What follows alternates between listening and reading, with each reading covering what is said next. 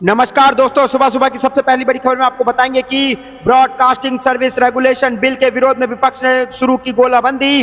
कांग्रेस ने गिनाए कई खतरे, जिसको देख करके भाजपा की उड़ गई है नींद। इसी प्रकार दूसरी बड़ी खबर में आपको बताएंगे कि कांग्रेस ने उठाया कोचिंग कल्चर का मुद्दा, कहा व्यापक नीतिगत समाधान की आवश्यकता, मजाक कब तक करेगी सरकार। जी हां दोस्तों, इसी प्रकार तीसरी बड़ी खबर में आपको बताएंगे कि मल्लिकार्जुन खड़गे ने झारखंड के लिए बनाए 3 सदस्यीय स्क्रीनिंग कमेटी। इस साल में होने वाला है झारखंड में विधानसभा चुनाव, जिसको देख करके भाजपा की उड़ गई है नींद। इसी प्रकार चौथी बड़ी खबर में आपको बताएंगे गुजरात में 9 अगस्त को न्याय पद यात्रा निकालेगी कांग्रेस। क्या है इस तारीख की खासियत, भाजपा पर अटैक का बनाया प्लान। और इसी प्रकार पांचवी बड़ी खबर में आपको बताएंगे कि भारत में होने जा रहा है बड़ा खेल और भाजपा 69 सीटें हेर फेर से जीती है। लोकसभा चुनाव में धांधली की आशंका पर बोली कांग्रेस। तो दोस्तों, आपको भी लगता है कि लोकसभा में धांधली हुआ है? आपको जो भी लगता है कमेंट जरूर बताइएगा। इस वीडियो को लाइक, चैनल को सब्सक्राइब करके रख लीजिए और कमेंट में जय हिंद जो लिखेगा। रुक करते हैं पहली खबर की तरफ। ब्रॉडकास्टिंग सर्विस रेगुलेशन बिल के विरोध में विपक्ष ने शुरू किया गोलबंदी, कांग्रेस ने गिना इसके खतरे। जी हां दोस्तों, यहां पर बड़ी खबर आ रही है कि कांग्रेस ने डिजिटल मीडिया को नियंत्रण के दायरे में लाने के इरादे से लाए जा रहे प्रशासन सेवा नियम विधेयक का पुरजोर विरोध करने का ऐलान किया है।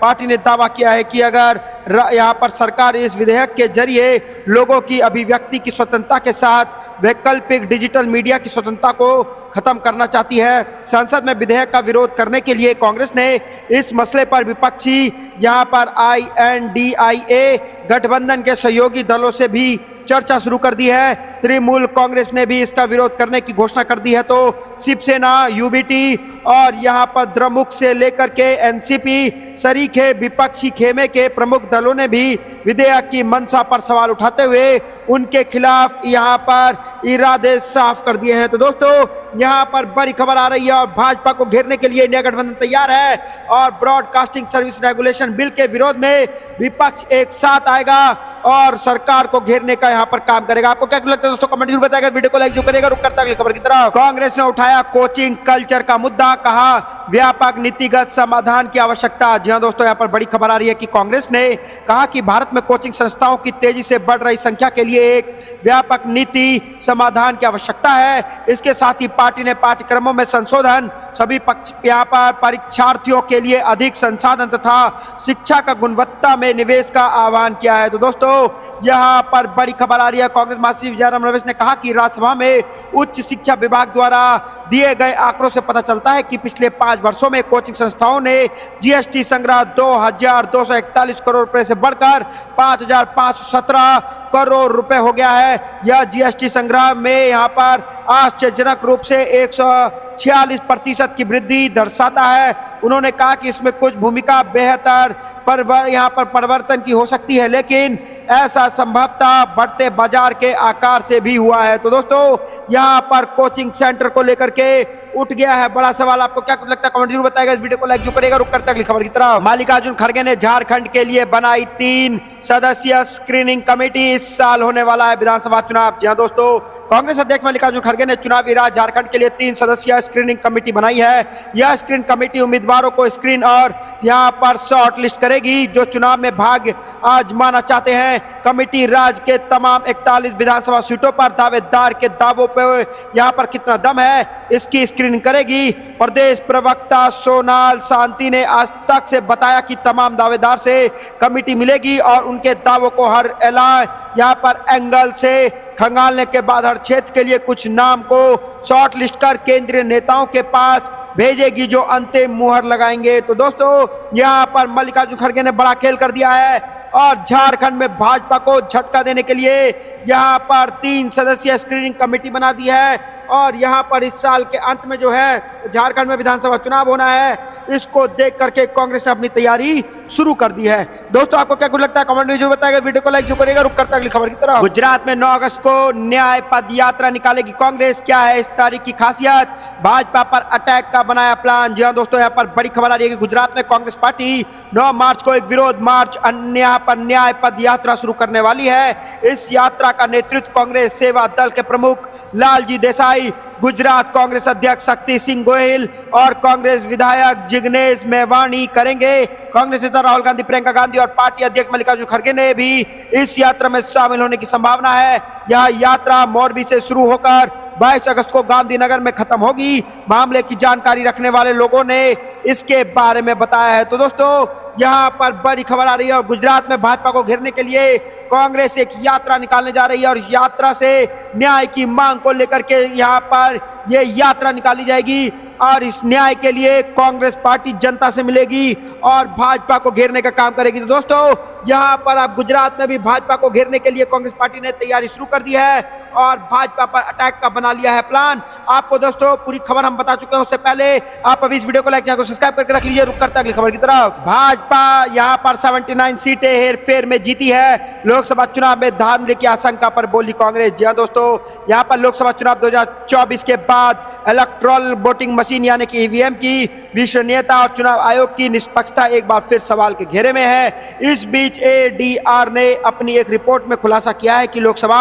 2024 में 538 सीटों में से पड़े कुल वोटों और गिनने गए वोटों की संख्या में अंतर दिखाई दे रहा है। रिपोर्ट सामने आने के बाद धांधली की आशंका गहरा गई है। इसी बीच अब कांग्रेस ने कहा है कि अगर धांधली हुई तो भाजपा 69 सीटें हेरफेर से जीती है। तो दोस्तों, यहाँ पर बड़ी खबर आ रही है और 79 सीटों पर हुआ है हेरफेर। ये चुनाव के दौरान हुआ है और यहाँ पर फिर से ईवीएम पर बड़ा सवाल उठ गया है, क्योंकि ईवीएम में जितनी वोटिंग गिरी थी वोट उसकी अगर मिलाया जाए उसको और जितनी वोटों की गिनती हुई है उसमें एक बड़ा डिफरेंस सामने आया है और यहाँ पर इलेक्शन कमीशन पे भी सवाल उठ गया है कि आखिरकार ये कैसे हुआ और ईवीएम पर भी एक बड़ा सवाल उठ गया है। तो दोस्तों, आपको क्या कुछ लगता है कमेंट जरूर बताइएगा। वीडियो को लाइक जो करिएगा। रुक करते अगली खबर की तरफ। उपचुनाव 2027 के विधानसभा चुनाव का बनेगा आधार, पूरी मेहनत के साथ करे तैयारी, अजय राय का बड़ा दावा। यहाँ दोस्तों, यहाँ पर उत्तर प्रदेश कांग्रेस मुख्यालय पर उत्तर प्रदेश कांग्रेस कमेटी के पदाधिकारियों ने प्रदेश में कुछ विधानसभा सीटों पर होने वाले उपचुनाव की तैयारी की समीक्षा की है। इस बैठक में प्रदेश अध्यक्ष अजय राय ने कहा कि यह चुनाव ही हमारे लिए प्रदेश में 2027 के विधानसभा चुनाव का आधार बनेगा, इसलिए हम सभी को पूरी मेहनत के साथ अभी से 2027 तक की तैयारी में लग जाना है तथा संगठन को और अधिक मजबूत करने की आवश्यकता है।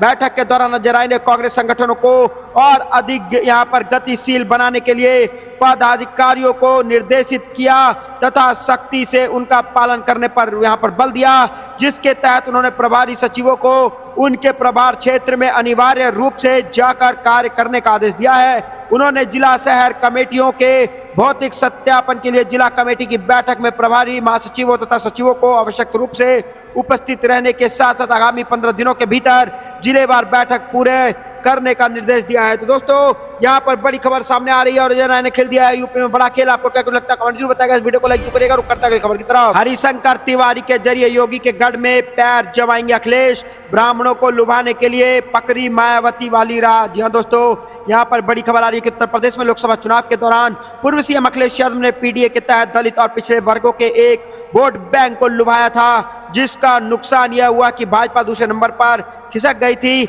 ऐसे में अब अखिलेश यादव की नजर यूपी के भाजपा के बड़े वोट बैंक यानी ब्राह्मण समाज पर है।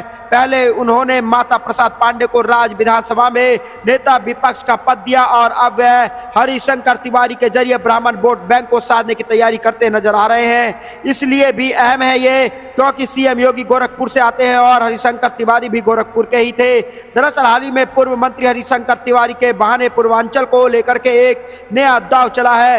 हरिशंकर तिवारी की जयंती पर उनके पैतृक गांव यानी टाड़ा में प्रतिमा स्थापित करने के लिए बन रहे चबूतरे को बिना इजाजत निर्माण की शिकायत पर प्रशासन ने ध्वस्त कर दिया था। इस कार्रवाई की स्थानीय स्तर पर विरोध हो रहा था और अखिलेश ने भी यह मुद्दा उठा दिया था। तो दोस्तों, यहाँ पर बड़ी खबर आ रही है और अखिलेश यादव ने अब ब्राह्मणों को भी लुभाना शुरू कर दिया है और यहाँ पर भाजपा को दे सकते हैं बड़ा झटका। आपको क्या कुछ लगता है दोस्तों कमेंट जरूर बताइएगा। इस वीडियो को लाइक जरूर करिएगा।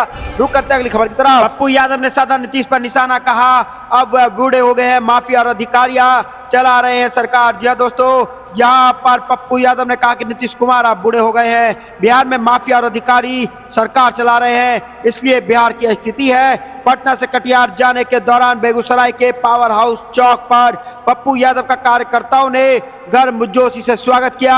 हम दौरान उन्होंने पत्रकारों से कहा कि नीतीश कुमार बुजुर्ग हो गए हैं, उम्र दराज हो गए हैं, बिहार सरकार को माफिया और अधिकारी चला रहे हैं, तो उसमें हम क्या करें, हम तो राज का रहे हैं कि अपराध को खत्म करने की जरूरत है। कहा यहाँ पर खाकी का खौफ खत्म हो चुका है। पुलिस प्रशासन नाम की कोई चीज बिहार में नहीं बची है। पूरा यहाँ पर बिहार अपराधी और माफियाओं के भरोसे है।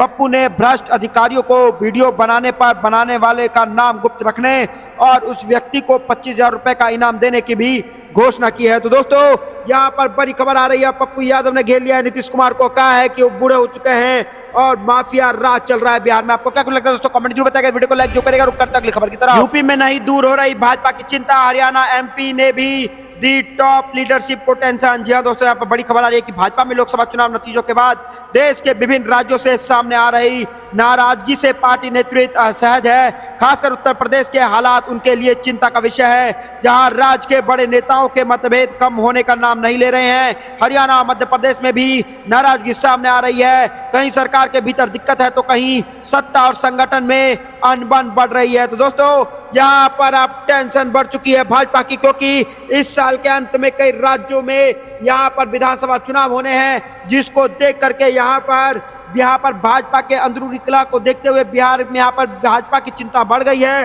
क्योंकि अगर ऐसा ही बढ़ता रहा भाजपा तो भाजपा का जीतना हो जाएगा मुश्किल और विधानसभा चुनाव में क्लीन स्वीप से इंडिया गठबंधन जीत सकती है और भाजपा को हर राज्य में नुकसान का सामना करना पड़ सकता है। तो दोस्तों यहाँ पर घिर चुकी है भाजपा और भाजपा के दिन हो चुके हैं खत्म। आपको क्या कुछ लगता है दोस्तों, कमेंट जरूर बताएगा। इस वीडियो को लाइक जो करेगा रुक करता है अगली खबर की तरफ।